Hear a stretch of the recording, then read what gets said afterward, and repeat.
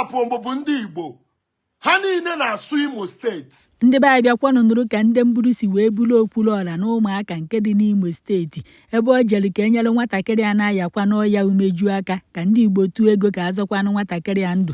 Unu mana ife Okwuluọra na-eme na ebe ọbụla o jekwuru onye ọya na-aya obe akwa na ndị Igbo na-enye aka.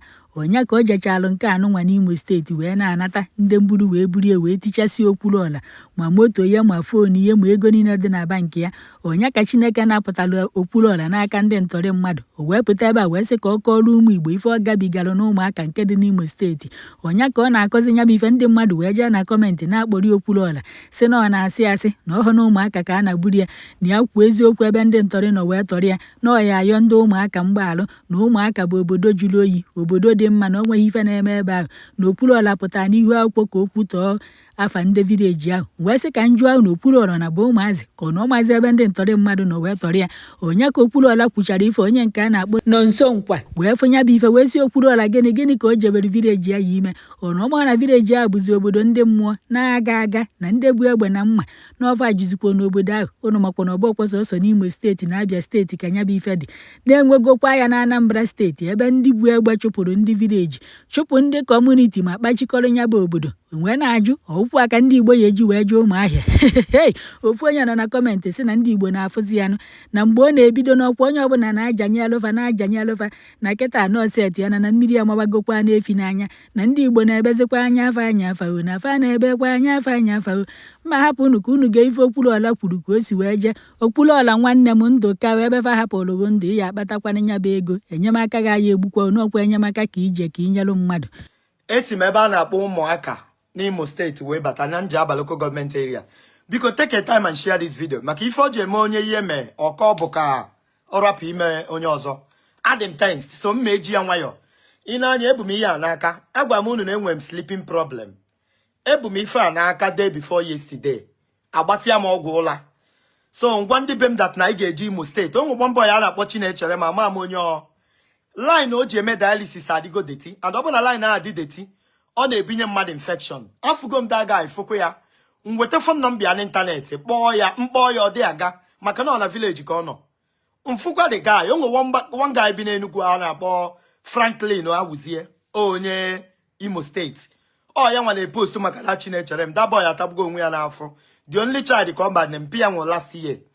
Mkpọ ha na phone yesterday nweta ha day before yesterday wee gwa ndị be m na anyị ga-eje na ọkụ 7 o'clock ha mete m n'ụla ka ejebe Imo steeti. Ọ na-akụ 7 akpọte m n'ụla ụla m alahụbeghị for more than 6 months na-atụ m nsị ya na ya ma njezi ka ọ na-akụkwa line nwa be mbịa kọọlụ m aka n'ụzọ si m na ọkwa nsị na anyị na-eji Imo steeti nsị ya na ya ma njezi anọkata ọ na-akụ 11 ntete si ya na anyị ga-eji Imo steeti. Ebe a bụ ebe m si wee na-agba ọgwụ aka mbụ ya n'aka na-eyi n'anya ị ga-afụ ọbara na ya. I'm removing it now. Ị na-anya efe ya ọ yi aka mbụ n'aka e wee wepụ m ife a sorry na na-egosi unu ekwesịghị m igosi unu ya. M wee jebe Imo steeti Franklin wee na-amara ya atụ mana ka m gwa gị nke bụ eziokwu anụgo m maka ụmụaka so much. A sị na ụmụaka bụ na a na-agba egbe dị ya na a na-ekidapụ mmadụ na ha ada na village na onye ọbụla nọ dị ya na-agba egbe but Chinechere ma ọnọdụ da boy ajọka. Abụ m mmadụ na-achụ aja ana m achụ aja ụtụtụ ehihie abalị ekiere m whatever you think and aja m na-achụ adị m achụ ya ka Chukwu gọzie m. I just want to do the right thing. Ọ ka m ji achụ aja m na-achụ mwepụ ife a m bụ n'aka. Ife a bụ ihe meme n'aka bụ obere ihe meme n'aka mana duto na m nwee diabetes ihe ọbụla meme n'aka adịghị ekwe ana. Ọ mere some people sị why ma ada agba shoe why ma ada agba bọọlụ. Ife a bụ common ntụtụ adụ m n'aka bara ọnya aka ma ngosi gị aka ma na-etinye mkpu duto na shuga m dị high mmelụ arụ adị m prone to amputation. Enwe ike echi Chukwu ekwe na enu na-ebe m aka. So back to the story. I rute na ụmụaka that was around 3-4 mpụta n'obodo nwere onye nọ n'ọdị obodo dị ka nwe ya na-akpọ ogoro ibu ghost town. Onye na-ajụ ajụjụ ọ na-agbalụ gị ọsọ onye na-ajụ ajụjụ ọ na-agbalụ gị ọsọ. Abụ m onye njọ ịma na ọ bụrụ onye kacha bụrụ onye ezi omume ka Chineke na-emere ebere. Abụ m onye njọ mana mụ na chi m dị na mma. Anyị na-ajụ ese na anyị na-eje ebe a na-akpọ ugbene adịka sno iruo one St. Joseph Church ịjụọ ebe a na-akpọ ugbene na iruo n'ugbene na ụmụnne Chinechere ga-abịa ịkpọrọ anyị onye ọbụla ị na-ajụ ebe bụ St. Joseph ọ na-agba ọsọ, onye ọbụla ị na-ajụ ebe bụ ugbene ka ugbene ọ na-agba ọsọ. To as God may have it, one man bere akwa gbapụta si ana anyị nwa no ya nwa bụ younger brother mpa Chinechere m na Franklin kpọrọ ya na phone nse ekele dị Chineke akpara anyị baa ụda akwa mbe yesterday bebe mia before unu mana ana m adị emotional na na-eme fundraising nke onye anya mmiri ekwe m onwe bụ na anya mmiri na-apụta gị n'anya mana ọ dị apụta ọ na-afụ gị ụfụ ọ dị ka onye ihe mee too much sometimes ị na-ediri ibe akwa achọrọ m ibe akwa mana anya mmiri dọm n'anya anya na-afụ m ose ndonate 100,000 naira maka enwere m ego wee na-ayọ unu na-edonate ndonate kwa 100,000 naira ọzọ mkpeche ekpere onye ọbụla watch video go back and watch the video ọ bụ na watchiri ya asị m Jehova ka usu niile nke ndị agha onye ihe ya dị m ezi mma onye na-adịghị agbanwe ma amasị amasị asị m ya Chineke na anụ ụmụ na anụ ụmụaka na a na-ekidnapụ mmadụ ebe ahụ na ọ dịrọ mma mana eji m okwukwo bịa nsị ya Chineke na ọ bụrụ na eji m ezi obi na ihe nji wee bịa n'ụmụaka bụ ka ọ dịrị m mma dịrị ma younger brother bụ Chinechere m mma ma amara onye ọ bụ ụkwụ a nji wee bịa ụmụaka ka m werekwu ya naghachi Enugu steeti ebechara m ekpere agụ and watch the video metụ aka m n'ala emetụ m aka na abụ n'ala aka na abụ bụrụ aja eburu m aka ma a na-asị m emetụ n'aka n'ala maka tetanus emetụ m aka n'ala bie ya n'aja bie ya onwe m na-arụ si Chineke otu o siri masị gị bụ Chineke otu ọbụla o siri masị gị ya dị onye ahụ. Somebody said I should talk in English. I said to God, if my intentions of coming to Umuaka was for good, lead me safely back to Enugu. I said that prayer. I hugged the grandmother. I hugged all of them. I entered my vehicle. Immediately we left the compound and we took the right to find our way to the road. We saw more than 10 men on one. And when I say no cooler than a maybe a Fandimo state that I'm trying to bring up a propaganda, they were 10 more than 10 guns saying lie down. I don't know how to. I'm 10 stop. I'm missing words. Mother Fanana. I was shaking. I covered my eyes because the irony of it be if onye mo nyebo. Amado miru na na nime moto driver ma park go. Madiru na na blood of Jesus. Blood of Jesus. Onye cause the same shut up. Nsi blood of Jesus. Eburu mo ozugbo. Somebody beni moto ebe no dolo ma aka n'ukwu. Dot wo nime moto. Mkpuchi anya mo na adoro mo na blood of Jesus. Eti mu na okada. Nwere iru mkpudo n'iru onye nke nọ na okada. Onwe onye nke bu egbe na abụ. Onye abu egbe na abụ lekwasị n'azụ okada m. Eburu m na okada neti blood of Jesus. Na asị na onwere ihe mme na ma bịa kwa ori no aka ka m bịara inye na abịabe m ebe a before ha biko ha egbuna m egbu eburu m na moto. Ihe a m na-ekwu tata bụ kedeti tata bụ 31st July 2025. Jehova kusu niile nke ndị agha onye zọọ m ndụ na 30th of July 2025. Ọ bụ na etinye ma ewepụ ka m rapụ ịfụ the 1st of August. Achọọ m ịfụ the 1st of August. Ma ọ bụ na etinye ma ewepụ. Brothers and sisters, eburu m na ọkada I dey phone na moto. My driver, MC Charlie na Obinna, my friend. Eburu m bute ihe unu na anụ kampụ. Kidas camp ebute m na kampụ. Egbe dị na kampụ ndị a adịrọ na military cantonment.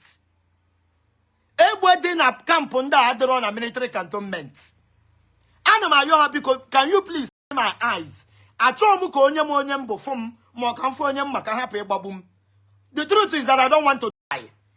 And ihe na-eme eji agbagbu mmadụ bụ akpụta gị ifu onye ịma ọ gbagbuo gị. Nsi biko na unu mere m ebere unu kechie m anya. I was the one begging them ha kechie m anya. Ekechiro m anya. Asị mmepe anya na kampụ mmepe. Afọ more than 100 boys bu egbe.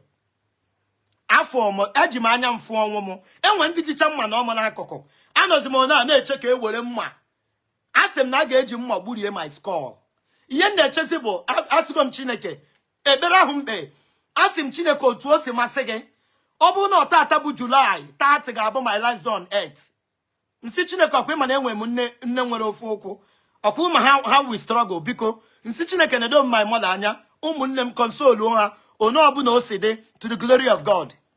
Anụ m ene. Anọ m ona. Anọtụ ona elerizi egbe n'enu. Close range. anọkọta m chebe ọchị n'ime obi m asị m Chineke na ọ bụrụ na gị ka m na-akpọ. I want to see myself again in Enugu State. Asị m Chineke na ọ bụrụ na gị nwa ka m na-akpọ. Enwe ndị si m gose egbere m fonu m niile kponye ha. Do you know na ewere nke moto m onye ọbụla mana ihe nna anya bụ Toyota Tacoma. Asị m ha biko, can you take my Toyota Tacoma?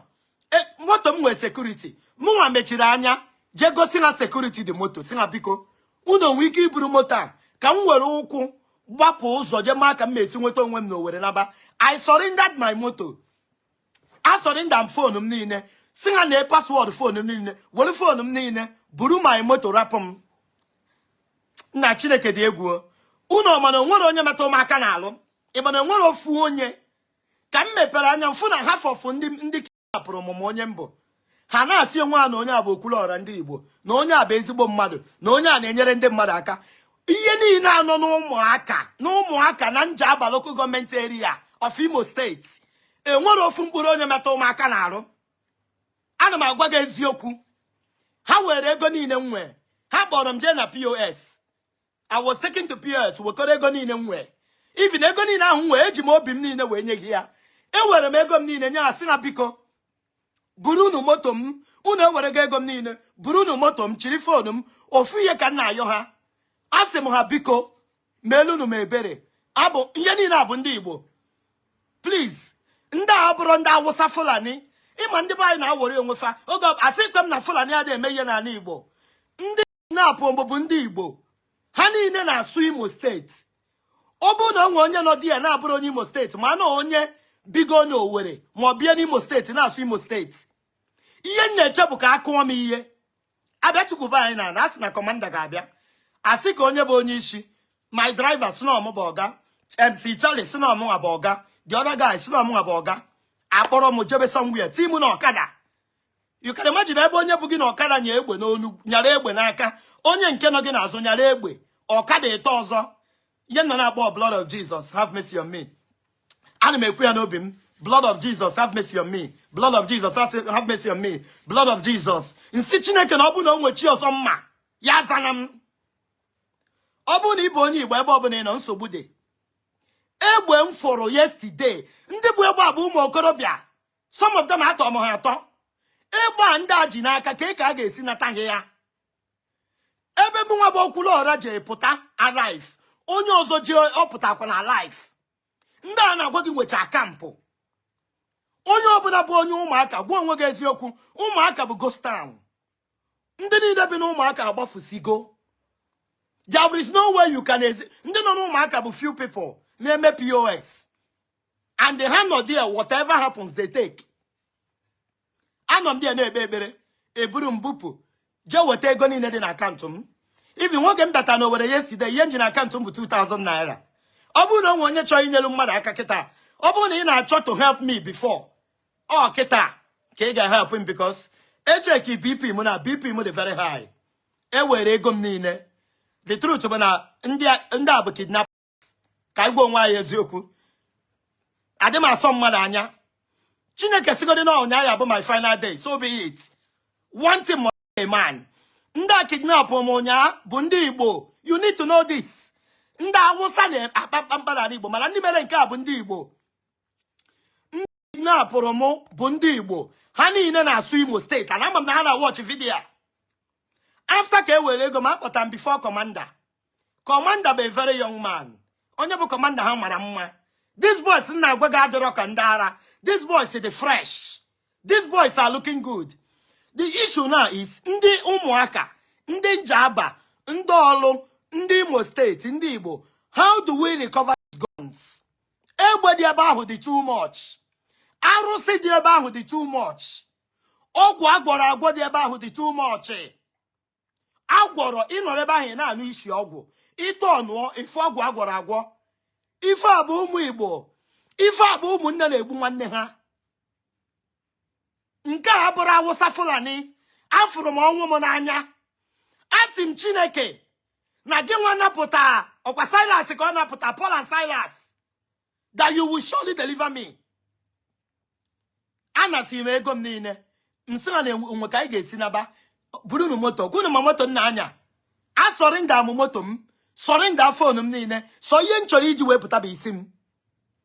Ị ma na commander nyere order. The commander nyere order si buru moto Okwuluora binye ya. Commander si commander jụrụ m na ọ sụ ya n'Imo steeti. Ama asị o si m na onye metụ ụmụaka.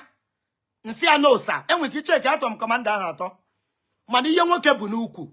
Egbe gbaa m okirikiri ru 100. Ka a ga-esi recover.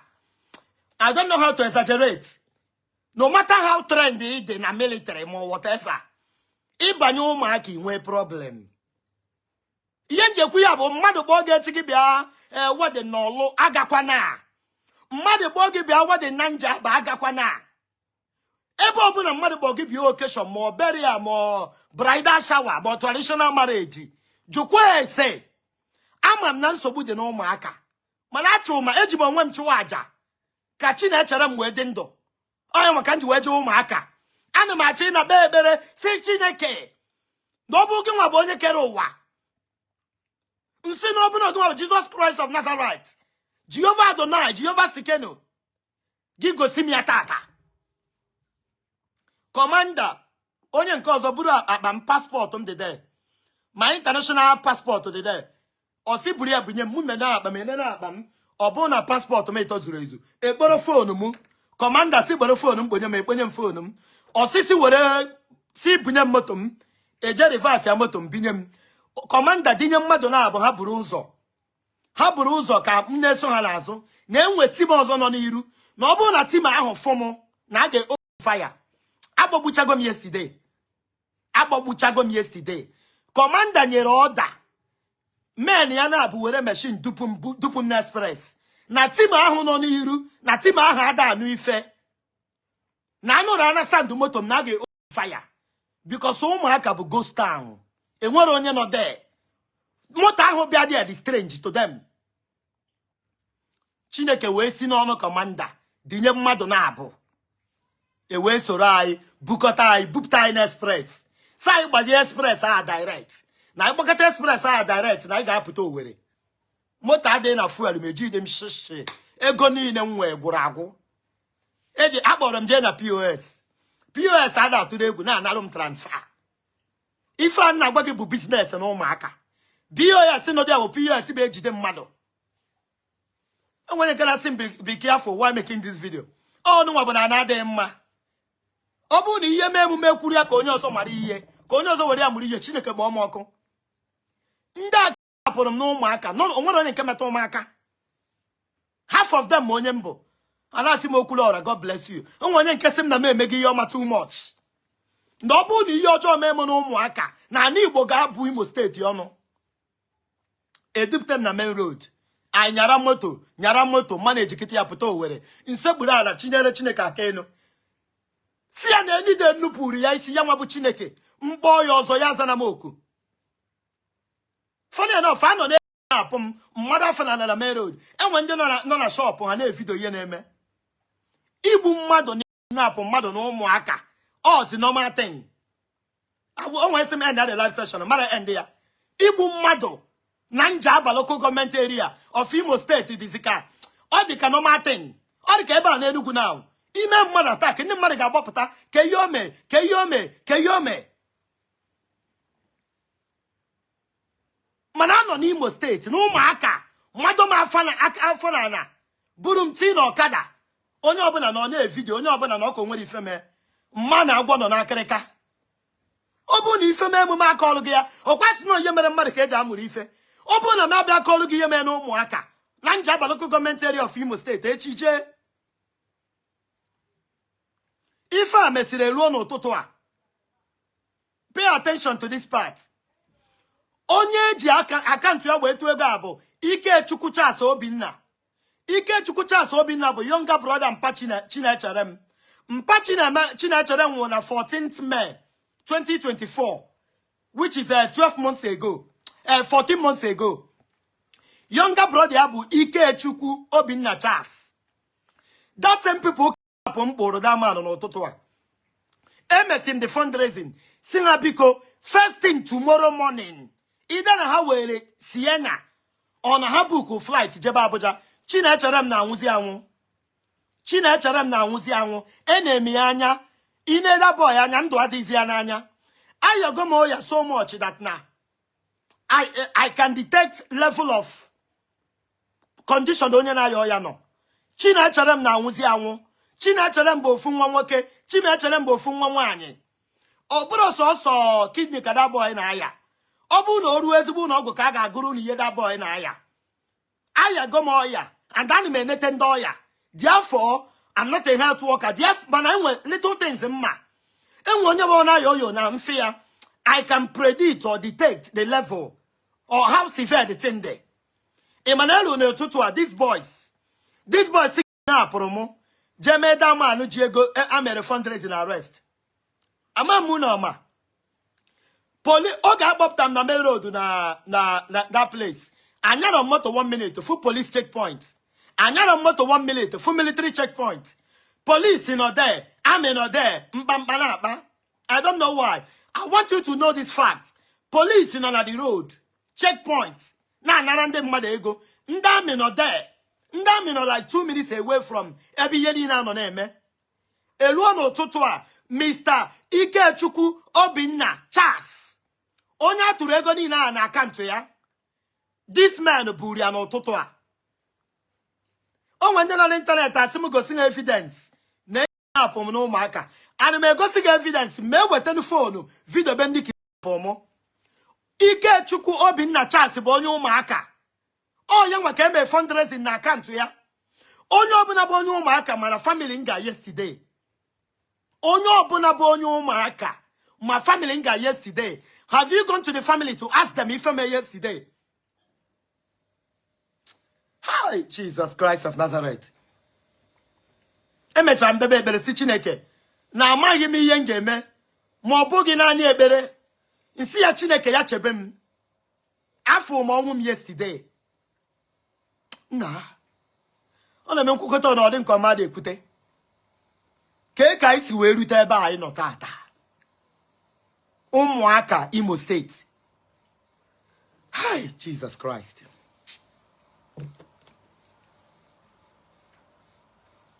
You can imagine one no. Ona no keta. Egbe mmadu 5 to dome egbe n'isi. Mmadu were mma oge.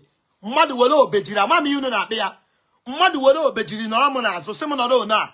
Na threaten m na any mistake ogbuo m mmadu etiti isi. Ka ife mme. Afọ m nwa nwa ogbenye. Nwanne ya nwụrụ anwụ. Na ya kidney failure. Na ọ na village.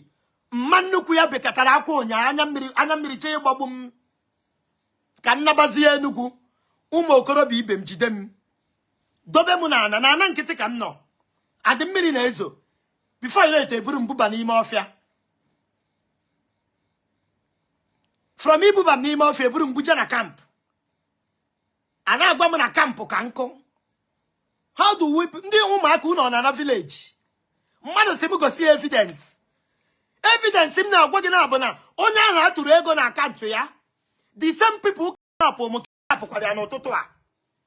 Mr. Ikechukwu Obinna Charles. Ọkwa akaụntụ unu tụrụ ego yesterday. First Bank Ikechukwu Obinna Charles. Ihe njekwu ya bụ ọ bụ na ịbụ onye I don't think na enwere igwe na ụmụaka. I don't think na enwere elders.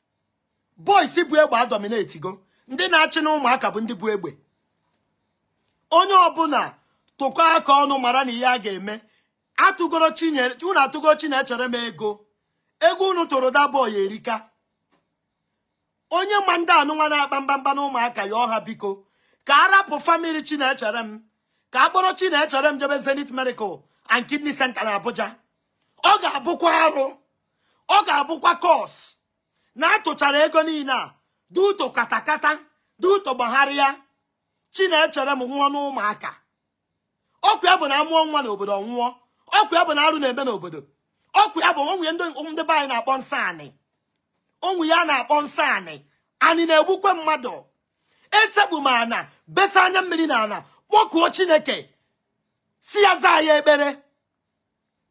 Ama m na-eme release God word ka ọ na-release beri ya. Agba m family ya n'ụtụtụ.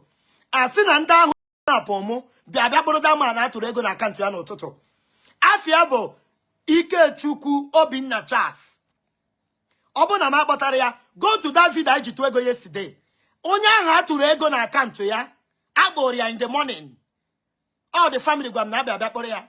Ama m na onwe ya emeri ya, ama m na arapụghị ya, ama m na akpọrọgo Chinechere m pụọ, ama m na ọka nọ na village. Ego unu tụrụ na akaụntụ ahụ dị egwu. Ihe eji wee tụọ ego a bụ ka Chinechere m dị ndụ.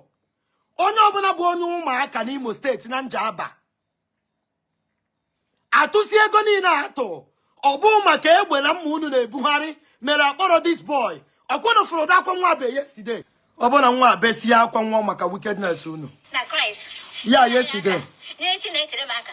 Chineke ga-enyere na enwedịghị unu ga-arịọ Chineke. Ọ ga-asụ ngọngọ. Ozugbo unu kwupụtara n'ọnụ, ya mezoro unu na family n'aha Jesus Christ. N'afọ. Ihe ji this boy kịta bụ ndị bụ egbe. Anya mmiri ju m anya. I don't know. Ana m process ya kemgbe taa. Ma m ihe m ga-eme. I'm totally heartbroken. Uncle ihe fu sekpara ka ndị aja eje buru n'ụtụtụ a. Apụ mmadụ na ụmụaka na ọ dị ka normal thing. For me ọ dịrọ normal. Ebe m bi na ebe m si pụta ọ dịrọ n'ahụ. Ke assurance or guarantee m ga-enwe kịta na ego ahụ ka dị intact. Ịbịa na ụmụaka niile POS ebe niile. Ka ihe ji POS eme apụọ mmadụ abịa were onye abịa mere ndị POS transfer. Mụnwa na onwe m POS ka eji were ego m niile. Mana arapụrụ m ya Chukwu. Nke m ama ndị bụ nke atụ ka e wee treatie mmadụ. E were ego m niile na POS. Nwekwe m POS a kịta. Nwekwe information onye nsendịrị ego aja nye polisi echi. But I won't do that. Asịgo m Chineke ya bụrụ aja nchụ. Mana nke m ama m wee bụ ịnụ akụkọ ọjọọ n'isi Chinechere m. Ama m na ndị na-achị Imo steeti na-enene. Ama m na ndị ọnụ na-eru n'okwu na anụ Igbo na-enene. Ama m na ndị Njaba local government na-enene. Ma ndị Olu zone onye ọbụla na-enene. Ma ndị Owerri zone onye ọbụla na-enene. Arụ na-eme na ụmụaka. Enwe nwa dị 24 years. 300 level electrical engineering. Yabatek. Nwa nọ n'ịntanetị na-ebe akwa. Nwa nọ n'ịntanetị na-ebe akwa. Nwa enwe nna. Ụnọ ha bi dị ọma dị ka ọmụsụ ụnọ ata ka ha bi. Mwe je segbula na ụmụ Igbo tụọrụ ha ego. Ọnụmenụ ndị ụmụaka jide m. Mentecha m narụ m ego m niile. Rapụ m nnaba. Eruo n'ụtụtụ a ha jegburu onye ahụ atụrụ ego na akaụntụ ya. Ka ezi ka Chinechere m ga-esi je ụlọ ọgwụ. Ndị ụlọ ọgwụ si na Chinechere m need at least 70 million. Nsị ndị a na ọbụgodi 30 million or 40 ka atụta yesterday. Ha deposit area ndị ụlọ ọgwụ ka ebuba this boy. Onye a bụ ofu nwoke, onye a bụ ofu nwaanyị. O nwere ikwu, o nwere ibe. Ndị o nwere nwe afọrọ ụzọ. Ọkwa arụ ka ọ bụ. Abịa n'ịntanetị echi si na Chinechere m anwụgo. Ọkwa arụ, ọkwa nsani. Ọkwa ya bụ obodo na-amụ nwa na-anwụ. This boy nwere strong spirit. Ana m agwa people, ọ bụrụ mmadụ ịdị nsọ na-akpụketa ya nso to Chineke. Chineke nwere ike ịnọ onye na-aṅụ mmanya dịka m, onye na-achụ nwaanyị dịka m, were m na-eje ozi. Chinechere m nwụọ, ndị ụmụaka ga-ata afụfụ. Ozu ga na-anwụ. Ọmụwa bụ Okwuluọra na-ekwu ya. Ebe Chineke zọọ m ụnyaa, ọ Chineke kpọọ m. Ọ bụ na m kpọrọ onwe m, ọ bụ na m na-eche esikrat a ga-agbagbu m ụnyaa. Ndị ọgụ egbe ụnyaa ji Igbo n'aka jide kaikai na-aṅụ. You can imagine mmadụ iji Igbo jide kaikai bụrụ AK-7 loaded. Ka ihe ọma mme. Ọ bụrụ na Chinechere m nwụọ maka na unu ji egbe ahụ sị the family ma na unu were ego atụrụ ya. Mma agha Chineke ama mpụnata n'obodo ahụ. Obodo ụmụaka achọka. Arụ media for years. Onye ọbụla gba nkịtị.